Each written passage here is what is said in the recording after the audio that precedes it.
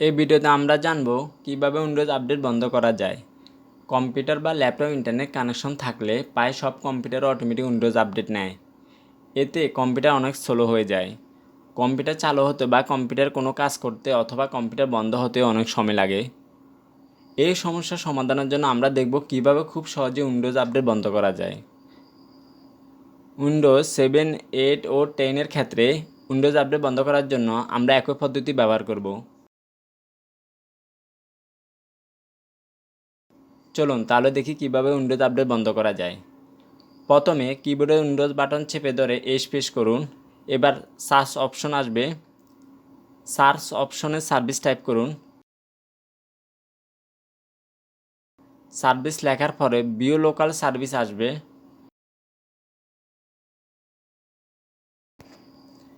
এরপর view local সার্ভিসে click করার পর সার্ভিস উইন্ডো ওপেন হবে। এবার ডান পাশের স্ক্রল বার নিচের দিকে নিয়ে আসুন। নিচের দিকে দেখুন উইন্ডোজ আপডেট লেখা আছে। উইন্ডোজ আপডেটের উপর ডাবল ক্লিক করুন। উইন্ডোজ আপডেটের উপর ডাবল ক্লিক করার পর উইন্ডোজ আপডেট প্রপার্টিজ নামে এইরকম একটি বক্স আসবে। এই বক্সের মাঝের দিকে স্টার্ট টাইপ অপশন আছে। এবার স্টার্টার টাইপ অপশনের ডান দিকের অ্যারোতে ক্লিক করুন। ডান দিকের অ্যারোতে ক্লিক করার পর কয়েকটি অপশন আসবে, সেখান থেকে ডিসএবিলিটি ক্লিক করুন। এরপর অ্যাপ্লাই বাটনে ক্লিক করুন।